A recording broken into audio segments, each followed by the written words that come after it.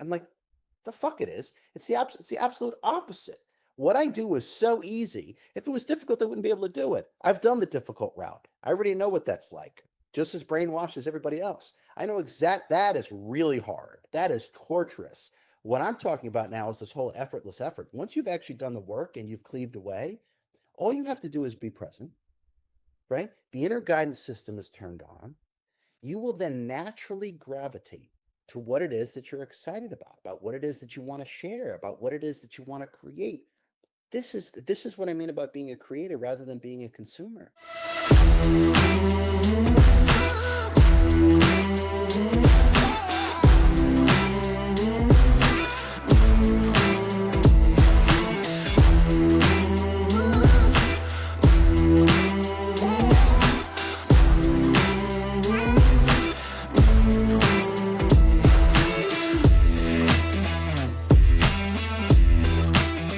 Nice to see you, Adrian. How are you? Oh man, nice to see you too. What's happening? Oh God, too much to list. Lots of change. Lots of change. What's going on in your world at the moment? It's good to see you again. I like to see in your face. It's been a pleasure listening to you for the last since we last spoke anyway. Congrats once again. I know I said offline rather, that your appearance on Gaia. Like I've been watching Gaia for probably, I don't know, 12, maybe 15 years or something like that. It's been like a fantastic show to go down, many rabbit holes. So congrats, man. That's awesome.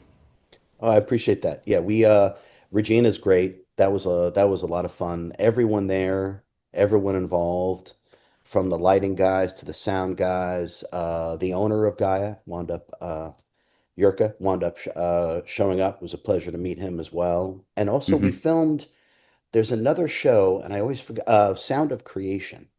Yeah. And her name is Kimba. And so we filmed for about 3 or 4 hours. So I know there's a second season. Maybe it's her third, but the next season of Sounds of Creation, I have a feeling I'm going to end up being in every episode because Yeah, really. she asked questions that related to kind of the whole the whole spectrum for that season. So I don't know when that comes out, but there'll be a whole bunch more, and there's some plans to do a bunch more with Gaia. So we'll just see how that unfolds. Yeah. Congrats, man. I love seeing Thank you. people get recognized and start to expand their network. And Gaia is just one of those platforms to me, like in that kind of quote unquote spiritual kind of community is it's a big deal. So well done. Thank you. Thank you. And one more piece of good news. There's a documentary that I did that's going to come out actually really soon Yeah. on Amazon Prime. I have a feeling it'll come out before the end of the year, and that went so well in that there's going to be. I'm going to actually have my own show. It'll most likely be on, I'm not allowed to say, it'll most likely be on Amazon Prime or Apple TV. So, but we're going to start filming that probably like March, April Mhm. of 2026. So the teachings and the work are they're growing exponentially. So I'm really looking forward to getting this out there in a much bigger way very soon. Yeah, that's amazing. When you think about these opportunities that are coming your way, is it something that you ever put down in like a journal, or you put on a vision board, or you at least contemplated or meditated on? Is this something that you put some attention and intention into? Uh, Well, I can't say no, but I mean, I can tell you exactly what I did. This was, I mean, we're at the end of October. So I'm gonna take a guess and say somewhere like around February, March.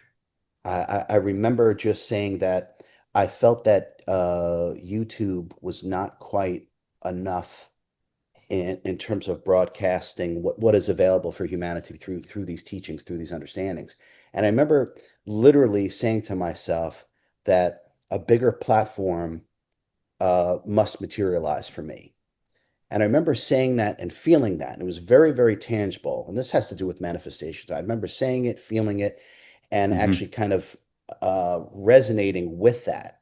And then out of the blue, literally, I would say maybe about 3 weeks later Yeah. is when I got a call in regards to doing a documentary that would be on Amazon Prime. And then from doing the documentary that'll be on Amazon Prime, that's what led up to having my own show. So the Mm, answer is that it was conscious, but it wasn't more than that sentence, but that embodiment mm, is really what the key is. I didn't do anything other than that. I didn't, as you said, I didn't journal. I didn't get the vision boards out and things like that. mhm. But I feel that I'm able to manifest in that way, Adrian, because I have done, frankly, so much work on myself that Sure. I've cleared out any kind of blockages.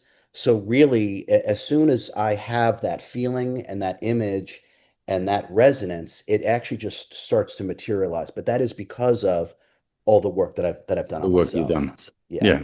Yeah. Can we talk to that a little bit? Because I think, like, when you think about the space that you're in, and particularly in like the law of attraction, and since that kind of, yeah, the movie and The Secret and all that kind of stuff come out, like everyone's kind of, if there isn't a spiritual coach out there, which is a law of attraction specialist, like everyone's handle's got some fucking, name or some alchemist, resonance to it. But I mean, putting something out there in the universe to come true is something that I think a lot of people listening to this would either write down a goal that they want to achieve, or at least have a certain ideal for the life that they want to live. But one of the key things that you just spoke to, which I wouldn't mind you elaborating on, is the work that you've done prior to. So, is it a case of it's the intention or the direction that you're giving your thoughts towards a particular goal, whether it might be physical, whether it might be monetarily, whether it might be a relationship, whatever that thing is that you want to achieve? Is it more to do with unraveling the blockages to what you think is possible, more so than just writing something down or putting a photo up on a wall, or at least yeah, imagining that this is what my life could be? So, Adrian, it's all of that. Now, where I feel that the teachings currently on this planet are lacking is it doesn't address deprogramming of the subconscious mind. So we Hmm. kind of start right off with the affirmation or the writing things down or the visualization, and those definitely have efficacy. There's absolutely no question that there is efficacy in doing those things. But if we don't address the 95% reality creator first, then I think we're really only working with we're way downstream from the miracle machine rather than sitting directly and driving the bus of the miracle machine. So we have to remove the limiting beliefs, identifications, roles, ideologies, so-called knowledge that we all are programmed and brainwashed into, because the subconscious is responsible for 95% of our Hmm. reality creation. So that if we look at this, Adrian, the thinking mind only has a 5%, and it's actually less than that from my own personal investigation. It's about 3%. So the thinking mind has very little effect on the life that we create because it's the subconscious that is imbuing the thought process, right? So all our thoughts are always in context to a belief, a concept, an ideology, a role. So you can just call them all beliefs, really, because none of them are what is. So it's Hmm. the subconscious that is imbuing all the thought process. So if we can go in reverse and address the subconscious first and remove all programs, because all programs are limitations, they're all limitation programs, every single one of them.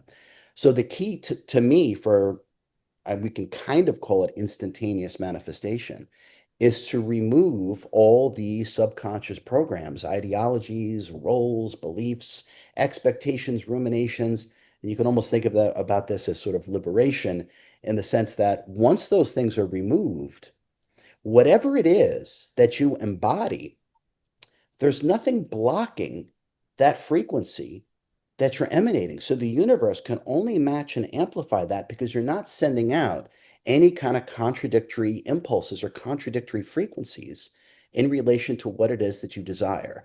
So to Hmm. me, the key is the programming. And I've written Change Your Mind, the second book, I feel is the holy grail for completely deprogramming. I have a course for all that. Once you actually do that, and when I actually wrote that book and started explaining it, I remember saying to my wife, I said, I can't believe the amount of financial beliefs and limitations I have in my own subconscious that I got from my dad, my mom, from the internet, society, the church, blah, blah, right? And I Yeah. just started saying, I can't believe this as I was working on myself. And I told her, I said, listen, I'm going to remove every single financial block that I have. And I'm telling you, watch what's going to happen. There's going to be just an avalanche, a tsunami of financial wealth that's just going to come in. And within 7 days, $100,000 came in. And then 10 days after that, another $125,000 came in. Mm, So wow. the key is to remove all that. And then whatever it is that you embody, the universe must match and amplify. The key is not to send out any contradictory limitation programs which affect the ability to manifest. Mm. Yeah, wow. So when you went through this process yourself, like you're saying, you're writing the book and then kind of exposing some of the core beliefs that you were otherwise unawares, right, of what was going on. So when you do that and you talk to congruency, which I think is a huge one. You know, there's conversations where I have with my three boys now is about there's all these things that go on in your mind in terms of lack or stinginess or not enough. I mean, you look around the world at the moment, and it's been this way for quite some time. Everything seems to be contracting. Everything seems to be very restricted. So but at the same time, there's almost like this paradox where you've got I don't know, like sports people earning, hundreds of millions of dollars, and you've got famous people that are just like, spending money like no tomorrow. See, and you've got all of this money that's just flowing around the world, and it's a juxtaposition, right? Because you're like, well, why am I thinking that there's such a limitation in my ability to create wealth? But at the very same time, there's someone who just has clearly an abundance of wealth. So is there a chicken and the egg scenario where there is living congruently until you start to change the thoughts, or is there a combination of changing thoughts and belief systems and living congruently? Because the mind's such a cunning thing, and the ego is like it can undo and unravel you in seconds if you allow it. But a lot of what I read of your books and things like that is really becoming the master of the mind. But again, this portion, which is the integration and the embodiment that you talk about, obviously that's like a really key part. That's the glue that holds everything together. Am I right? Absolutely. So what I have found with myself and with lots and lots of people is that personal development, we'll call it personal development. I kind of make fun of personhood, right? But we'll call it personal development, really goes hand in hand with wealth and success. Whatever your definition of wealth is and whatever your definition of success is, I think it's personal happiness. But I have found that those two things go hand in hand. It's those that continuously, obsessively work on themselves, not on their job, not on their goal. This is radical for the ego mind identity. So, not on Mhm. their job, not on their goal, not on their milestone. It's those that work relentlessly on the expansion of themselves, or you could think of that as deprogramming, right? All the limiting beliefs and actually unveiling the I am. Those that do that, that are perpetually reading self help books, taking classes, taking courses, they seem to, and I've done this with myself, obviously, with my own work and the people that I've worked with and people that I've talked to, clients, the people that are like that seem to have the most success. It's because they are focusing on themselves rather than an achievement, a goal, or a milestone. And I think really that's the key. Yeah, which sounds very selfish and sort of one-dimensional in a lot of respects, right? But I mean, it's kind of like it all starts with the I am. It all starts with, who you are. inside and what you think the version of you needs to be projected to the world, right? We're Yeah, constantly, sorry, go on. yeah. I mean, so, and that's by the way, and that's part of the programming, right? What you Yeah. just said is working on yourself is somehow selfish, right? So it's interesting. And but that's like a perfect example, right? And nothing could be further from the truth, right? I'll use myself as an example just because it's easier. Mm, Everything is just me, a constant sharing of my wisdom, my love, et cetera, et cetera. It's just a constant sharing. I would be unable to do that if I didn't relentlessly and obsessively work on myself to free myself from the conditioned mind. So the mm, benefit, everyone benefits when we do that. And I think part of the issue is that part of the issue, not the whole issue, part of the issue is that the ego mind identity, the human character, really for most of us is driving the bus of the incarnation, right? And the ego mind identity is really seeking security and seeking comfort, right? And really, if we can start seeking discipline and adventure, mm. everything will change. And so the ego mind identity always does, because it's an inversion and a perversion of the I am of who we really are, right? But that is part of the issue. When I talk with people, it's like that's what they're seeking. There's fear is what's essentially driving. They're seeking some sense of security, right? They're seeking some sort of comfort, and it's really ego reinforcement through comfort. When if we, it's discipline that actually gives us everything.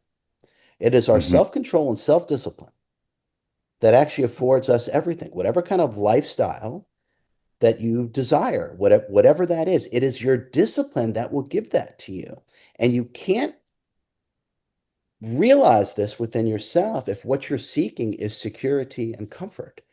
So we have to turn it around. And this is kind of what I meant, Adrian, when I said that the constant, relentless, obsessive diligence upon the self is really going to lend itself to self-control and self-discipline. And it's discipline that is going to give you so-called luxury. It's discipline that's going to give you self mastery, command over the body mind complex. It's discipline Mm. that's going to be able to give you wealth in all its forms.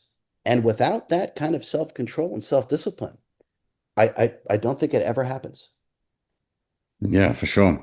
Well, why do you think there's such a connection between when you said before personal growth and your success, whether it be your something that you're doing in terms of your vocation or a monetary achievement? Why do you think, particularly from your space, like in the spiritual world, so to speak?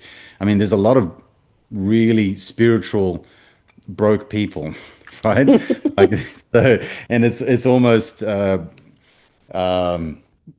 it's almost like a badge of honor to be very spiritual and have no possessions. So you're just like, yeah, but you know, the whole sort of money doesn't make you happy. I wrote a little blog a couple of months ago, like actually money does buy you happiness, and it was a bit of a a throwdown at money doesn't buy you happiness. I understand the spiritual meaning of it, but I have been much more happier when I've got money Mhm, versus when I didn't have money. And I was kind of saying, like, I don't know, my whole persona is a lot different when I'm achieving in a financial aspect mhm, because I mean, whether we like it or not, at this point in time of our existence in life, it just seems to be a huge part of how you can give back, how you can give to others, how you can serve yourself and others. Like it all kind of ties in. But I'm keen to hear your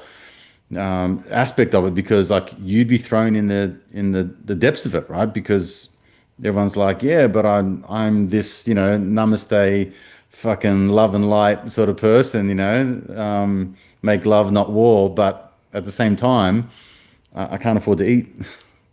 yeah, I mean, that is a program too. And that's really it. And just like religious programming and spiritual programming, the super spiritual people don't see this, right? Because it gives them a sense of superiority. And really, they don't even understand that they're limiting themselves. That's really what Mm. they're doing. Money, like everything, is just energy. It doesn't have any morality. It doesn't have any ethics, right? So we are bringing our own programming and attributing that to money. And this is what spiritual people and religious people do because they are unawakened. It's just another identity, right? Instead of investment banker, they're a love light namaste. It's like what neither one of them are true, right? So they're applying their own programming and they're attributing those qualities to money. While money has no morality, money has no ethics. Hey, you know who makes a lot of money? Drug dealers.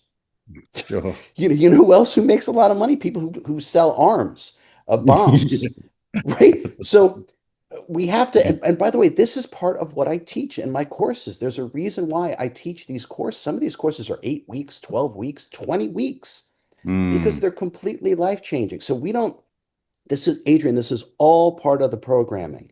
We've gone from watching television, for the most part, we've gone from watching television, right, to watching YouTube and just being programmed from the bullshit, the spiritual fiction on YouTube. And they're bringing that to the table.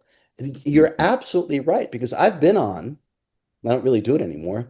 I've been on every so-called spiritual, and I don't even say that I'm spiritual because that word has been so hijacked. I just say I'm a metaphysical teacher, a metaphysical master, because that's the truth, right? I've been on every one of these spiritual shows, and every one of them, when we stop hitting record, they're like, RJ, can you help me make more money? Every single one of them. So they won't admit that, right? They admit it to me in private, right? And then want my help. But they won't do the things that are required because they're so consumed with this identity about being above it all and better than it all, and they don't really understand that that too is a limitation program. And when we start to realize that everything is just energy, and it has to do with like how big a conduit can we become, right? So the analogy I just used, it's easy, right? So if you think of a like a garden hose, you know, to water the flowers in the backyard or whatever, right? So if that hose is kinked up, right? There's no flow. There's no water coming through, right? You unkink the hose, and all of a sudden you can feel that force of water going through. So every single identification, attachment, concept, belief, role, and so-called knowledge that we identify ourselves with is a kink in the hose. Mhm. Every single one. And this is what I was talking about before about the deprogramming of the mind. Once it is deprogrammed, there's no more kinks in the hose. So now there is this flow. This is where we come with the I am is abundance in all its forms. So right Mm. now, what we have is an abundance of limitation, lack, self-doubt, self-righteousness, judgment, Absolutely. right? Because these are all the programs. If you start to see these things through the work, through this work, through the teachings, and you start removing those things, you'll start to see how manifestation really works. It's what you embody. And if you don't send a contradictory frequency or emanation Mm. out into the so-called outer world, then whatever it is that you're embodying, the universe will match and amplify because we cannot manifest anything that we are not the embodiment of. And if we look at that for a second, right? Because it has to do with our state of being, who we are.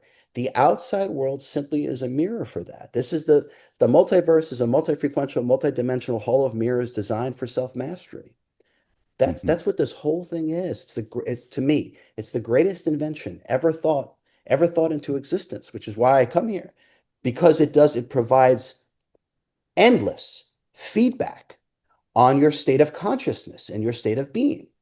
And so when we start to understand this, this is how manifestation can happen almost instantaneously. And when we don't really understand this, when we just tack on to all the programs, all the identifications, all the attachments, all the morality, when we start to tack all that stuff on, it makes it impossible, literally impossible to manifest consciously because there's too many things that are imbuing Mhm. the thought process, and that's really the frequency that we're emanating. So the subconscious has to be addressed thoroughly and effectively in order to manifest properly.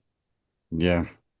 So how do you like did you go through when you had your injury and things like that? Was there sort of a crisis in obviously like your identity? Did you ever go through the process of like, is this my life's purpose. What is my soul's purpose in all of this? If this is what's happening, I know that there's obviously one way, or one of two ways you could have gone, which is this victim mindset, which is poor me, and this is my life now, and I'm just going to live in accordance. But you didn't. You obviously went through the process of, well, I have a certain set of skills that I've acquired over a period of time. I've got this belief system that comes from somewhere, and I'm going to be implementing that to the best of my ability to heal myself. So, can you share with me some of the stories that you were telling yourself and how you sort of overcome that? Because I think there are a lot of people that are, I guess, converging in this sort of timeline of events at the moment where you've got this separation between the I have and I have not. There's the ever increasing wealthy, I don't know, you call them elites or higher ups or whatever, and then there's ever increasing poor and despair and all that kind of stuff. So some people might be thinking that they're at a bit of a crossroads as to like, what is this all for? What is my higher purpose? If I'm trying to learn RJ's methods and I'm speaking to this higher level of consciousness, this higher version of Adrian that's somewhere, in the ethernet of things, like, am I like, what's it all for? What's the point? Do you get where I'm going with this? Yeah, well, the point is to realize the self, right? Mm, And you could translate that to self-realization, right? sure. Which is what enlightenment is. And what it is metaphysically is direct attunement with your higher self. When all of the programs and identifications have fallen away or been destroyed, right? What remains is this direct communion with who and what you really are. And direct communion with your higher self is self-realization, it is enlightenment. And that's where all this wisdom and understanding and power comes from, is because you're in direct attunement with the much larger you. So the point of incarnation is to not incarnate again. The point is to do it once and to realize the self and to move on. Now, when we talk about wealth or however we want to talk about that, abundance in all its forms, the I am, the fractal of God that we all are, is truly abundance in all its forms. So part of self-realization has to do with being able to create the life that you truly desire that is reflective of your state of being and state of consciousness. So money in our world or this version of Earth is absolutely essential, and there's nothing wrong with it. There's nothing right with it either.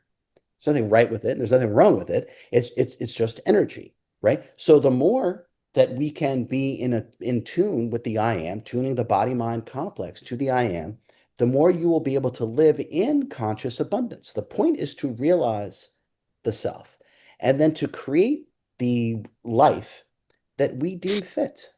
Hmm. That is really the point. And it's not about acquiring gold and silver and land. It can be, but it's not about that. That could end up being part of your journey on this life. But the idea is to know thyself and all thy infinite potential. And anything that holds that back is a program.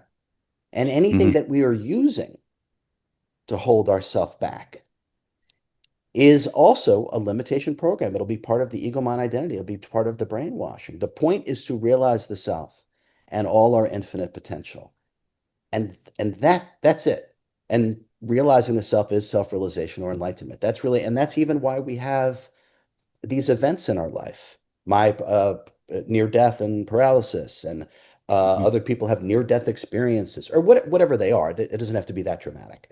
But we have these moments, Adrian, because we design our life plan for these data points to be like an energetic bucket of cold water in our face to wake ourselves up to the truth of who and what we really are and why we even came here. So Mm. the point is always to realize the self. And then how we decide to create based upon attunement to the I am, that will be different with every soul.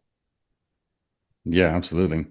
When you're tapping into the soul of RJ Spina, I don't know if you call it that or your higher consciousness or whatever however you define it. I had a thought process the other day, which you probably know the answer to, was that You know, when you've got this thought in your mind, you're like, I've got to pay this bill today. So the thought comes in, and it's just this is the to-do list that I have, and after I do that, I've got to make sure that I get to this job, and after I do that, like it's just a barrage of thoughts that come through.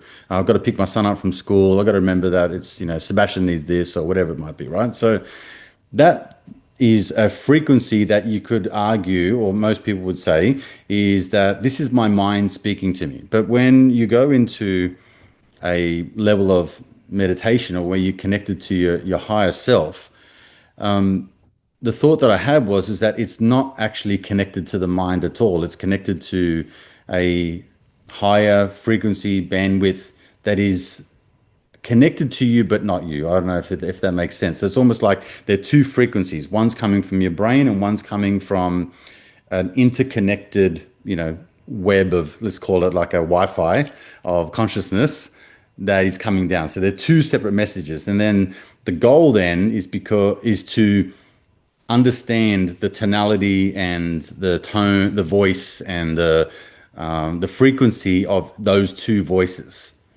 Hmm. Am I on the right track?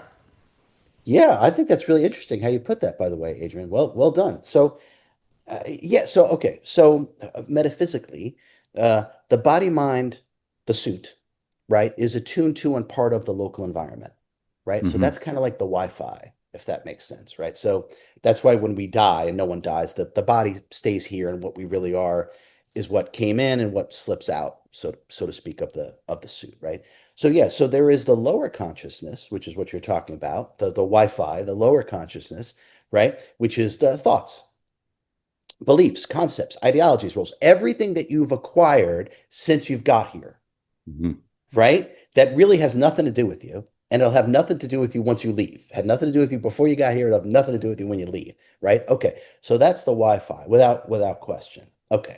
Now, the key to from my direct experience, the key is to attune ourselves to our higher consciousness, to what we really are, because all intelligence, true intelligence, which is not contextual, true intelligence flows on the river of intuition, and that's actually how we taste wisdom, right? That's really what it is.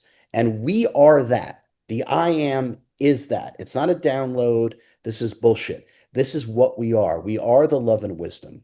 That is who and what we really are, given energy to create, right? Those two things. So when we can attune body mind to the wisdom, we'll always be directed properly, and then we'll be able to interpret the Wi-Fi as to what we should pay attention to and what we shouldn't. See, Hmm. so we have to have that I am, that wisdom going, right? Otherwise, there won't be a guidance system. They'll just be directive. They'll just be Wi-Fi, right? And we won't know, should I do this? Should I not do this? Is this the right thing? Is this the wrong thing? I mean, blah, blah, blah, blah, right? So we'll just drive ourselves nuts because it's just a signal, right? That's all Hmm. that's all it is that our brain is because our body mind is part of and attuned to the environment. We want to attune the body mind to the I am. And that is the directive. And let that quote unquote interpret the Wi Fi. And it also will be able to block it out, is the wrong way to say it. But when we're attuned to who and what we really are, the Wi Fi is really in the background. It's really in the background, and it becomes very, very, I promise you, it becomes very, very easy to manage and modulate, because it's almost like this tiny little, not whisper, but it's just there in the background. And the I am, the real you, will register, oh yeah, that's important. Let me do that. Hmm. And it'll just tune the rest of it out. But the key is to have the higher consciousness, or the I am, attuning body mind to that, because our physical senses are going to work no matter what. We don't have to focus on it. And this is part of, from my perspective, part of the mistake that we make. We focus on the data that's coming in through the five physical senses. So that data stream is really what makes up our intellect, if that Hmm. makes sense, right? Okay. We focus on that. Really, the focus should be on the inner stillness. And the inner stillness is the I am. And the I am will decode what is authentic and what needs to be acted upon. And without that, we will just be running the Wi-Fi signal, and we really won't know what the right thing is or what the wrong thing is, or when to pull in the reins, or when to put the foot to the gas pedal. We'll just be a slave, really, Yeah, that's right. to the signal itself. So the key is to attune.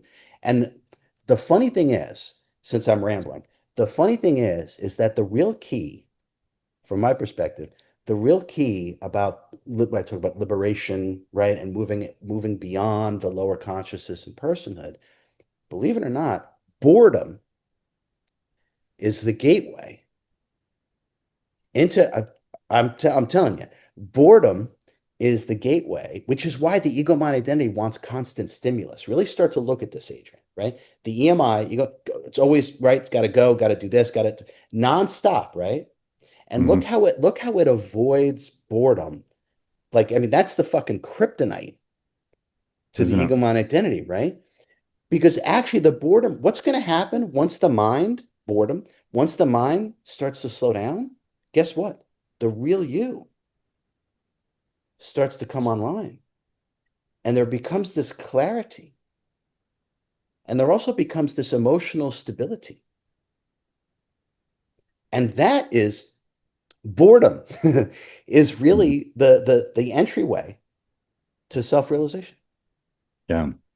I love what you just said. I've had experiences like that. And I think when I think to what you just said, there's a couple of things that come up. One is um, I think when people go away to meditate and they go, I'm going to spend whatever, 5 minutes or 10 minutes, 15 minutes meditating. I understand the process because I've practiced it myself. However, I a couple of years ago stopped meditating, as in going to a particular place or finding a spot in the house and doing this and being quiet, and just decided that perhaps I should carry with me the meditative state that I create in that 5 or 10 or 15 minutes of meditation, just carry it with me throughout the day so I can kind of just stay in that spot as long as possible because I get the busyness of just wanting to do things and flicking between screens and apps and like I am a victim of that. So it's almost like imperative that I keep pulling myself out of that trap and this sort of mind-numbing distraction, and then pulling myself back into the things that I should be thinking about, creating, doing, moving towards, rather than the other stuff that which is just, that 70 to 90,000 thoughts per day that are the same every day. You with me so far? Mm-hmm. So I think that's a key thing for a lot of people to kind of detached from because they think, oh, I don't have time to meditate. Or some people go, yeah, look, I when I'm in meditation, I feel this, but when I'm just at work, I don't feel that anymore. So okay, well, just be meditative all day. Not that you have to sit on a fucking rock and watch the world go by. I mean, it's just like just be in that state. And the other thing too, I think with this sort of massive uptick in AI, I had a conversation with my brother, and he was calling me up, going, "Hey, have you ever used like Grok, ChatGPT, all that kind of stuff?" I'm like, "I use it all the time. I use it for marketing. I use it for certain fact finding, information, book writing, all this kind of stuff." He's like, man, I'm having this conversation with Grok. You're not going to believe it. I'm asking Grok certain things about what I'm going through and what I'm experiencing and all the rest of it. And it's reflecting back to me what I feel and how I think, and it's empathizing with me. And I was just like, brother, you, you better fucking pull up stumps because he's just like, sort of proclaiming that it's just such a miracle.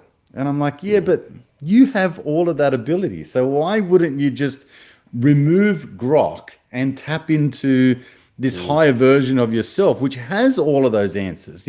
Tap into that, not tap into Grok, and embody those sorts of thoughts and get used to that vibration and sort of sense what your body needs, what types of foods you should be eating, whether you're low in sodium or whether you need more water, or whether you should, connect with this certain person or maybe put this type of content out or move this direction in your business. Like all of those things is what we should be tapping into. So yeah, I found it fascinating. Everything you're talking about, it's kind of like leaning towards this ever increasing, I guess, removal of the connection to Hmm. self and the Hmm. attachment to an Hmm. artificial version of who you are. Does that make sense? You you got it, and that's really the end game of AI. The end game is to have such complete and utter disconnection that we lose complete 100% disconnection from who and what we really are and become completely and utterly reliant on technology. That really is the end game. And you got it. That's it. I'm not even going to get into Satan and all this kind of stuff about AI. Maybe we'll save that for another conversation. But people Okay. people Spewing. really need to understand about AI and technology. They really need to understand what that is, what the end game, well, I just talked about a little bit what the end game is, and Mm, start to realize that everything is within you. That part of this going outward, again, this is ego, mind, identity. The five senses are focused outwardly, right? So we're always in this, consumer mode, constant consumer mode. We're forgetting that we're creators. That's really what we are. We mm, are creators. Everything is within us. The desire and the manifestation of that desire are not separate, and they're in us right now, just like the tree is in the seedling, right? The uh, the butterfly is in the caterpillar, right? Your self-realization is within, I mean, where the hell is it? Right? It's, in, mm, Canada, but your self-realization is within you right now. Your self-healing is within you right now. The manifestation of every one of your desires is within you right now. So if we flip this instead of going outward and we go inward, we're going to start to realize this. And this is how we turn on the inner guidance system. This is how yeah. we know what to, I'll say, get involved with. That's not really the right way to say it, but this is how we'll know, like, what is bullshit and what is not. We'll know what is right for us because the inner guidance system will be turned on. And all we have to do is learn to be present. So, in other Mm, words, when we're present, the I am is online, right? The mind has stopped when we're fully present. When we pretend we just arrived here, no past, no future. mhm, Now the mind's clear. Now the inner guidance system is turned on. Now, that is who and what we are. So being ourself is effortless. Everyone thinks, oh, it's so difficult, RJ. And I'm like, the fuck it is. It's the absolute opposite. What I do is so easy. If it was difficult, I wouldn't be able to do it. I've done the difficult route. I already know what that's like. Just as brainwashed as everybody else. I know that is really hard. That is torturous. What I'm mm, talking about now is this whole effortless effort. Once you've actually done the work and you've cleaved away, all you have to do is be present, right? The inner guidance system is turned on. You will then naturally gravitate to what it is that you're excited about what it is that you want to share, about what it is that you want to create. This is what I mean about being a creator rather than being a consumer. We don't need anything for that. No one needs anything. This is total nonsense. I had my life completely and utterly, quote unquote, destroyed in every way. From the chest down, couldn't feel it, didn't work, told I had 48 hours to live, multiple diseases, flat broke. Every penny that I had went to medical. I mean, talk about starting from the starting line. And this is in my 40s, right? But that moment, I was free. And in that moment of true, authentic liberation and freedom, I realized that I am everything. The I am is everything. It's lacking nothing. It's missing nothing, just like God. I can create anything that I truly desire, that I truly desire. And it's these two things, by the way, it's desire and repetition. It's not skill, it's not knowledge. It's not being special. It's not being clairvoyant or some other bullshit. It is about desire and repetition. Anyone can have unbelievable success if they're willing to pay the price. You have to desire it. You have to truly, authentically want it.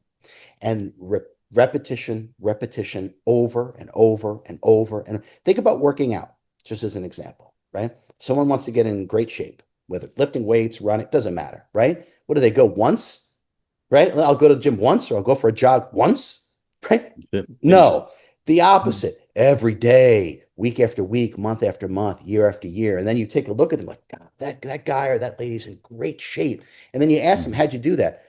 They'll tell you all the work that they did. They'll tell you how often they work out. They'll tell you how often they pay attention to it. They'll tell you that they got obsessed with it. They became completely and utterly focused. Desire and repetition. I can help anybody. I don't care. And I already have thousands and thousands of times. I can help anybody achieve whatever it is they desire, whatever it is that they truly want in their life by harnessing their desire and being able to perform something repetitively over and over again. That greatness requires just those two things: desire and repetition. mm, that's powerful.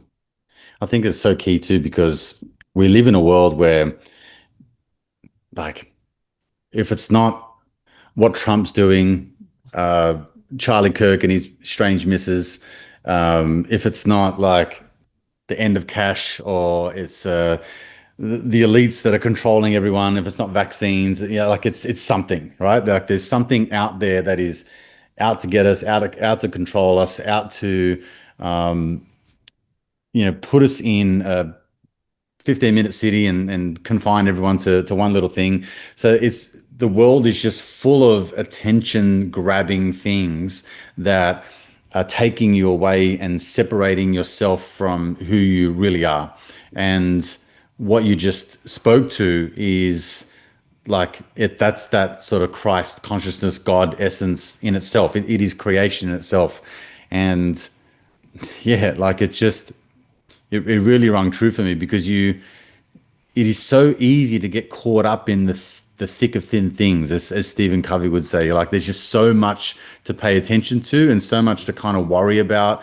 But if you allow yourself to get sucked into that sort of vortex of fear and doom and gloom, and like it is just debilitating. It's soul sucking, really. Like Mm-hmm. it's just one of those things that crushes your ability to think clearly. But I love what you just said because that to me is inspiring to the degree that like when I connect with someone like you that speaks that language, like I feel a certain resonance just through your words. Yeah, it's truly inspiring. So I appreciate what you're saying.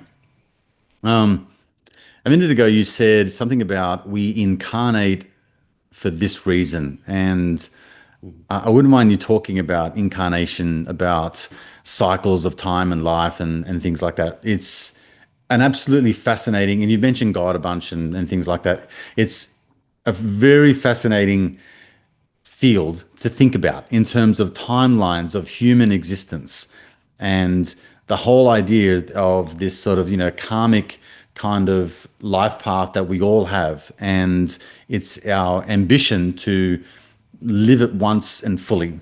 I think that's part of it, at least. What's your direct experience with incarnation and Mm-hmm. the timelines of like maybe like the versions of RJ that have existed in the past? Well, okay, there's a lot there. All right, so incarnation,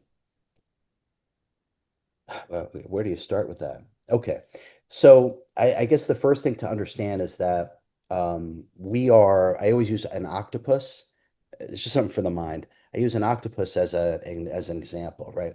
So what you are, what I am, what everyone here is a project, like an octopus dropping a tentacle down. So all of us, a soul, a projection, is really a tentacle of a much larger being, and that much larger being is what we call our higher self, right? Hmm. Okay. So when the higher self projects an aspect, a soul projects a piece of itself into various, and for physical reality, it'd always be the first dimension. Whenever it drops down an aspect or projects an aspect of itself into the so-called physical world, right? The higher self actually puts itself into hibernation or stasis, and all its projections are actually learning on its behalf. Now, so we are here on behalf as an emissary, as a drone of our higher self. And our higher self is what is evolving, right? And we are an aspect, like a tentacle of an octopus, we are an aspect of our higher self. So everything is about evolution. Everything is about existence evolving itself with the greatest efficacy possible. That's the only mandate. Know thyself and all thy infinite potential. Existence has one mandate. It's that. That's it. Hmm. So everything is trying to evolve itself because that's all there is evolution, right? And don't think of physical evolution. But thinking about it, it's never been survival of the fittest. It's always been survival of the most conscious. That's really what it's always been about. So this incarnation or reincarnation is a bit misleading, or at least how, from my perspective, my direct experience, how humanity has had it before. And I feel I've corrected this in some of my books. I know I corrected it in my first book and probably in Access Super, whatever. I don't remember anymore, to be honest, Adrian. Okay, so when we talk about incarnation or reincarnation, from a linear perspective, we would say that we are all of our past lives, right? So if we were Sally in the 1500s and Jim in the 1800s and RJ in 20, so we would say, Hmm. well, that's me, right? That's not really true. It's not really how it works. So there really isn't reincarnation. You were only you once. Okay. So it's projections from the same higher self.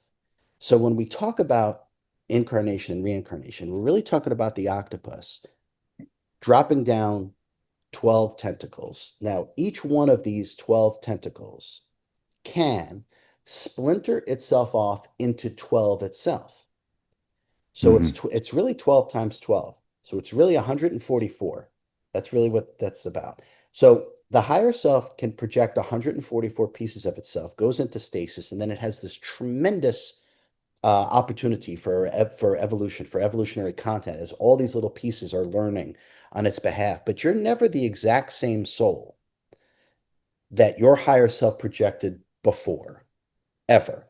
Now, because it's the same higher self, I'll give it an analogy because the ocean is right there. So as a Hmm. wave comes in, right, you can watch it. It's kind of riding atop the ocean, riding atop, and then all of a sudden it crashes, right?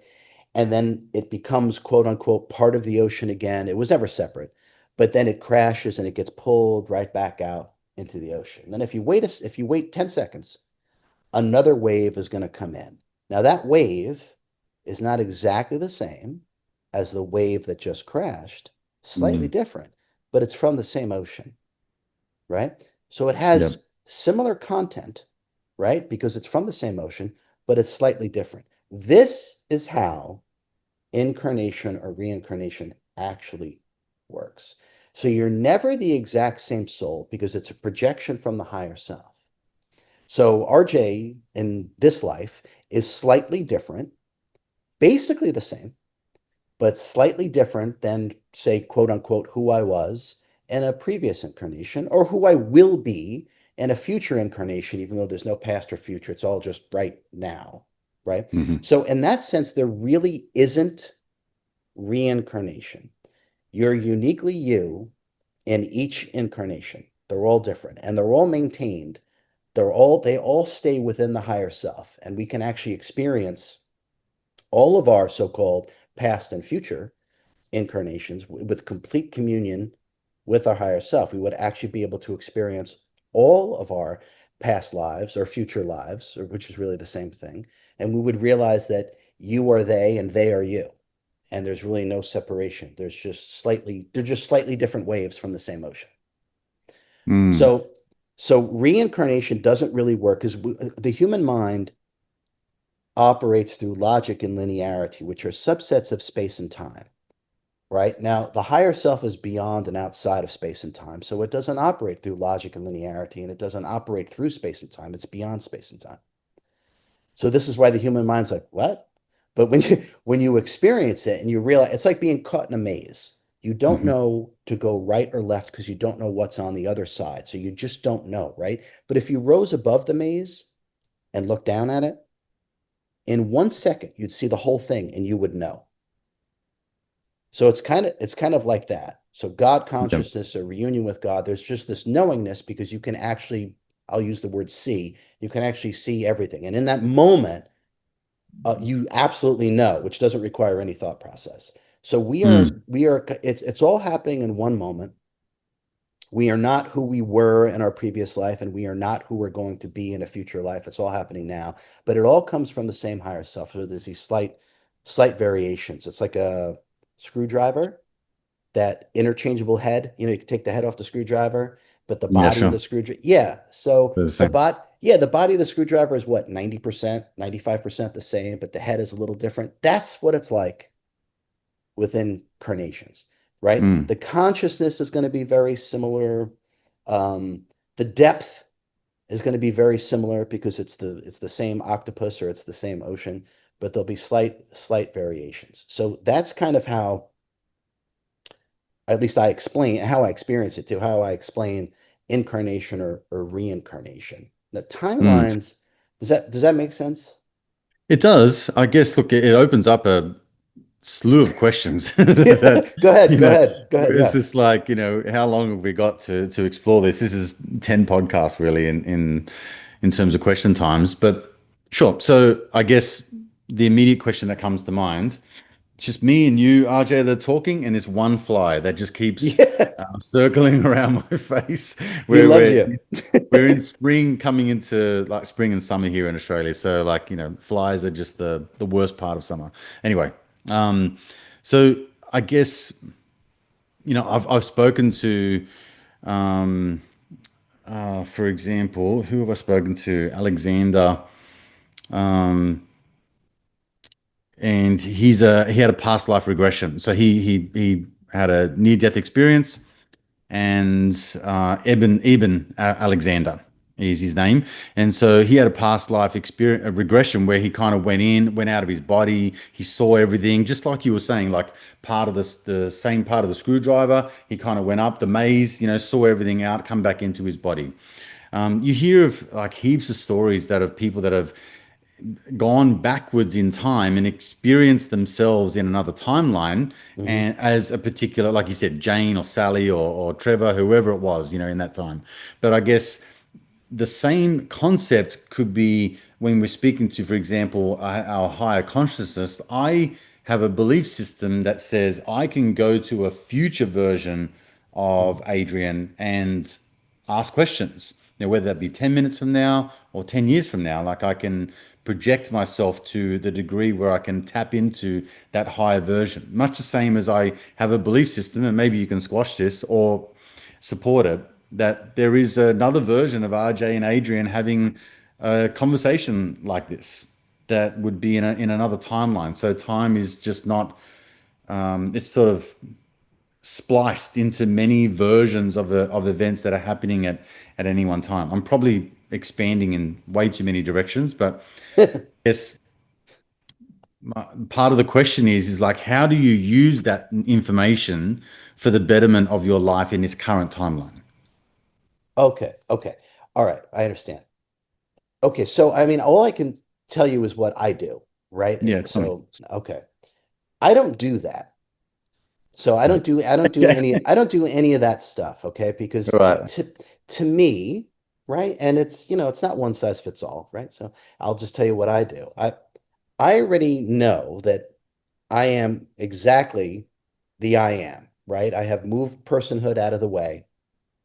And so all the knowingness is within me right now. I don't need to go anywhere because there is no there. That's really an illusion.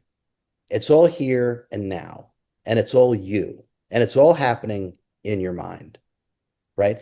So this, I kind of think it's a disservice, but I understand that everyone is coming from their own level of consciousness. So in that sense, I guess it's not a disservice. But this idea of like jumping timelines and going to this different version of yourself, I'm just telling you that's a bunch of bullshit. Okay, that Okay. is not. Have we ever heard any authentic master talk that way? Have we ever heard Yogananda or Christ or Buddha or Master R ever talk about jump timelines, jump to this different version of yourself? Okay, that is to me, that's not the right direction. It's not because there is no there. There's just more of you. And if the focus becomes on putting the attention on and within the I am, more of you, I'm doing Superman, I'm doing Clark Kent pulling back Oh his yeah, suit, sure. and you see, okay, that's what that is. But what, like, what the hell is he doing? Yeah, what are you doing? So, yeah, right. So that to me is really what it's about, is doing that. The answer to everything is already within you. The question becomes is who is really doing the questioning? I know that sounds Mm, weird. So you want to question the questioner. That's really what you want to do. You want to go so far within yourself that the Wi-Fi, that signal gets dismantled for the most part. And then what's left is knowingness.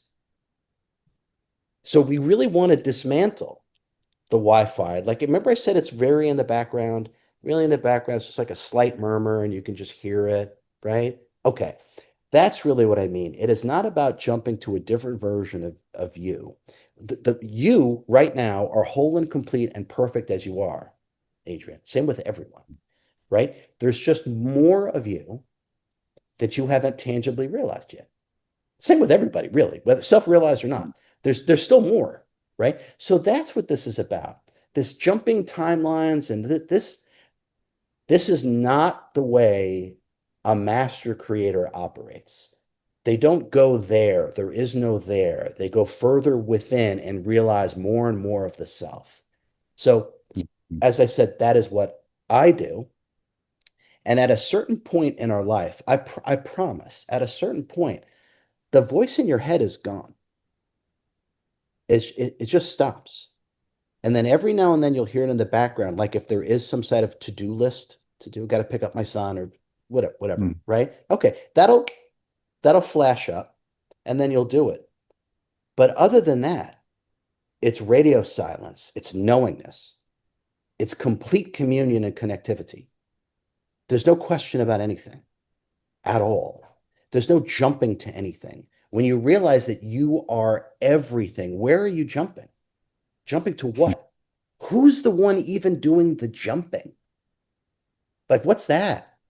Right? mm, So, this is what I mean. Like, it sounds good. And I know it's really popular on the spiritual bullshit fucking channels that are out there. Sounds good and sounds cool. Like I said, I have never heard, and you never will, an authentic master talk about jumping timelines and going to the best version of themselves. Everyone is their best version of themselves right now. As I said, the tree is in the seedling, the statue is within the rock. Just pull it back, right? And you do that by working on yourself, by being present, not jumping to here or jumping to there. This to me is this is revealing to me. mhm, This is someone revealing that they have not truly realized themselves when they talk that way. for sure. I'll definitely agree with you 100%. I mean, in the quest to learn of myself is the realization that, it's definitely a journey and something that I'm, continually wanting to uncover. Mm-hmm.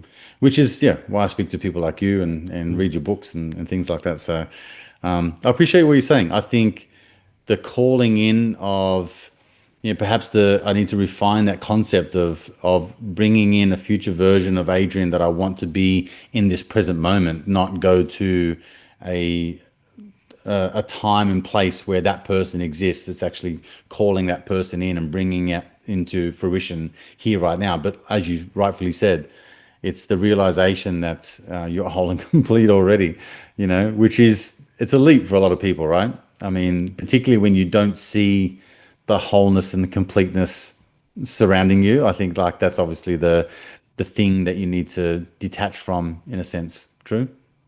Absolutely, yeah. And the real mind job is that everything is our focus is always outward because the five senses are always directed outward. So it really does become about self-control and self-discipline, about going within and being present, Mm, right? And this is what I meant about desire and repetition. So to me, the single most important thing that anyone can develop is their will.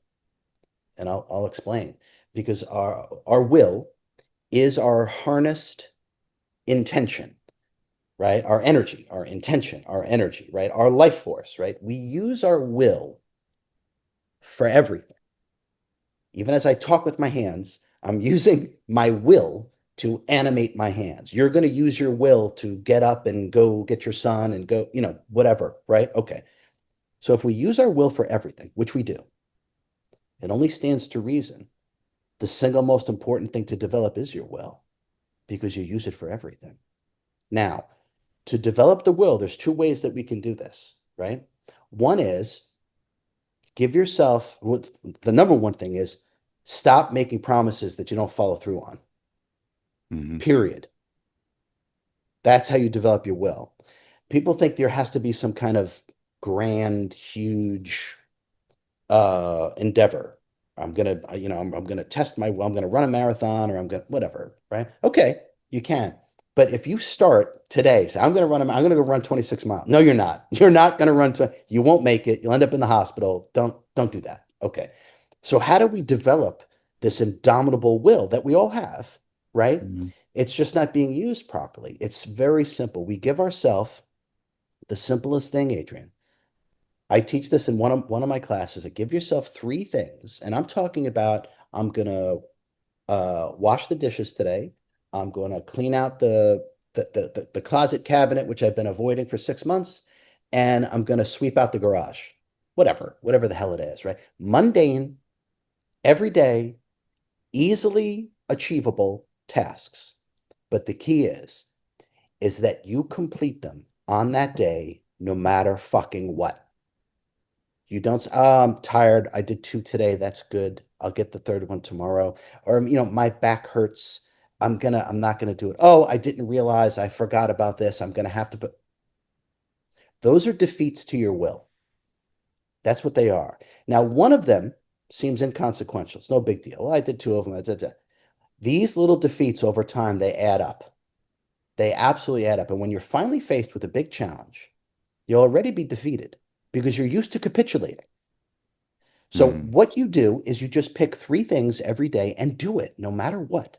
No matter what. Don't give yourself an excuse as to why. Don't figure out a way not to. Figure out a way to do it. Now you do that three things every day. And I'm talking about simple stuff. Nothing, I'm going to run a marathon and write a book today. I'm not talking about that. Watch Adrian, just try it. I'm telling you, just try it. Do it for 3 days. Tell me how you feel after 3 days of following through on everything that you said you would do. You will start to feel a tangible sense of your own power, literally, because now you can count on yourself. That's what this is about. You are Hmm. learning to count on yourself. And once you can truly count on yourself, everyone around you can count on you. And to me, by the way, that's part of what it means to be a man. Just what I Agreed. said, right? We're not supposed to talk about that, be a man, but bullshit. Hmm. Bullshit. Everyone seems to be missing the classes on what it takes to be a man. You have to be accountable to yourself, number one. Then your wife and your kids and your friends and your coworkers can count on you. That's how and it starts with just doing three stupid things. I don't do the dishes today, sweep out the garage, and fold your clothes. Like every day. Why, you will feel invincible, my friend. So the will is the key. It's the single most important thing because we use our will for anything. If you start getting used to achieving think about it. If you start to get used to achieving everything that you set your mind to, pretty soon these bigger things aren't going to seem that big because you'll know today I'm going to do this. Just like the past 20 days, I've done this, and I did it every single day. I followed through every single time. So now these bigger things, like I'm going to write a book. I'm just used since I write books. I'm going to write a book, right? Which now is way different than when I first started writing books. But now it's like, I'm going to write a book. All right, I'm going to outline, I'm going to have 12 chapters, and I'm going to do this. And then today Hmm. I'm going to write chapter one. And then you do that. And guess what? Tomorrow I'm going to write chapter two. Now, guess what happens? 30 days, 45 days, whatever it is, you wrote a whole book. That seemed impossible before you started developing your will. That seemed to absolutely, or whatever the endeavor is, it doesn't have to be writing a book. It's an Hmm. example, right? Whatever this big thing is, it seems impossible right now. Oh, I could never do that. That's so much work. That's going to take so much time. That's because we're so used to capitulating. That's Hmm. why. So we have to retrain our mind to achieving what it is that we say that we're going to do. And then pretty soon, nothing will be out of bounds in terms of what we can achieve. The will is number one. The will, as I talk about desire and repetition, right? This is what I mean. It's not about being clairvoyant and clairsentient and having special knowledge and getting downloads and being a Pleiadian and all this other horse shit. It's about being attuned to yourself. This is self mastery, what we're talking about, plain and simple. Absolutely. And by the way, all those other talents and abilities, overrated. I'm Mm. telling you, as someone who does all that and can do all that and been doing it since I was 20 and leaving my body since I was a child, overrated. That stuff is, oh, it does not give me any true quality of life. What gives me quality of life is purpose. Purpose. Because freedom has no meaning without purpose. And that's what this is really about. You want to create the life that you truly, that you know that you're capable of. You have to start with what it is I'm talking about. Take a course of mine, read one of my books. This is actually how you do it. It is the step-by-step process of how you actually master yourself, whether it's healing, deprogram, manifestation, self-master. Just do it. It's all laid out. Desire and repetition. Develop the will. Get your mind used to achieving everything that you set out to do. Everything. Train your mind. Completely train your mind. And once you do that, literally, there'll be nothing that you can't Amen. do. That's an awesome place to pull up stumps, I think, RJ. Man, you're an amazing guy. It's always a thrill to talk to you, and I get truly inspired. I really appreciate you, brother. For those of you who are listening who want to know more about you, maybe discover some of your books, I think I'm up to like chapter, I don't know, maybe 6 or 7 of The Law of Attention, Mm. and I'm really enjoying it. I'm probably gonna have to listen to it probably 2 or 3 times, I would say. There's a lot. So I can really vouch for someone that um, I guess maybe it's just the manly side or the masculine side of me that's speaking from a very practical implementation side of things, that Hmm. the way that you deliver, it's less esoteric and more hands-on. Just do this, which I think is just a very valuable attribute in this world of personal growth and spirituality and all that kind of stuff. So anyway, where would people go to find you? What's the best place to kind of like discover you in a way? Yeah, and I just want to touch on what you just said, Adrian, because I think it's so important. Sure. What I've also found is that so-called spirituality repels action takers. Okay. I don't know where we've come up with these personas of these, this ultra spiritual persona. I don't know who they're imitating. I don't know who that is. If they think that's how a real guru or a real teacher, a real master actually lives and embodies and acts, they're fucking crazy. They're For sure. absolute crazy. As we know, real masters are action takers. They are ferocious. It is not the love, light, and namaste. They come here and they change everything. And you don't do that through this. That is absolute garbage. Anyone who is selling you that is someone who hasn't realized the power of the I am, hasn't come close to it yet, right? So everything, just like you said, and I appreciate you saying it, everything I talk about is actionable. There's protocols, there's exercises. You use it for your everyday life, not like just like you said, well, I'm going to go and meditate. Let me take time out from my life. No, no. This is the opposite. The life is going to be built around and by the I am. That's really the key. Not let me take time out and go light my incense. And I love incense, but go light my incense and go blah, blah, blah. No, no. That's the phony bullshit spirituality. I'm not here for that. Okay. So, and neither is anyone else, by the way. They just don't realize what's actually available to them yet. Mm. So, in terms of me, my website is Ascend the Frequencies, which is a long, long domain, but ascendthefrequencies.com. I have a whole online academy that houses God knows how many classes and courses that I've created over the last 10 years. It's quite vast. If people want access into the academy, once you purchase a class or a course, and I have some that are $25, purchase a class or a course that will get you into the Ascend the Frequencies Academy, and the vast tomb of knowledge then becomes available. But so go to ascendthefrequencies.com. I have written I've written five. I've written four books: Supercharged Self Healing, Change Your Mind, Access Super Consciousness, and all of the. This is how you heal yourself. This is how you deprogram yourself. This is how you master yourself. And then Law of Attention, as you're reading right now, I am eagerly awaiting. I might as well say it. I'm eagerly awaiting to hear from a big time publisher. I was supposed to get an offer on Friday, so hopefully the offer comes Monday for two books. So I'm going Hmm. to have another book come out in 2026. I'll have another book come out in 2027. I'm going to continue to have a book come out every single year. I Nice. mean, if I'm capable of doing it, I might as well do Why it, not? right? Mm. So Amazon, they go to Amazon, just type in RJ Spina. The books are revolutionary, and they're a step-by-step process of what to do. Um, I'm on Instagram. Lately, I've been taking pictures of the tremendous food that my wife and I are Yeah, having that it we're in. travel. Yeah. Yeah, we're in the Middle That's East. awesome. And yeah, so Instagram, RJ Spina, YouTube, RJ Spina, Amazon, RJ Spina, and the website is ascendthefrequencies.com. Yeah. Amazing.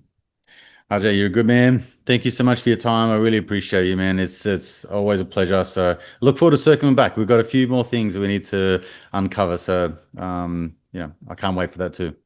Likewise, like it's always a pleasure, Adrian. I'm sure we'll talk soon. Thank you, buddy. Same. All right, man. Take care.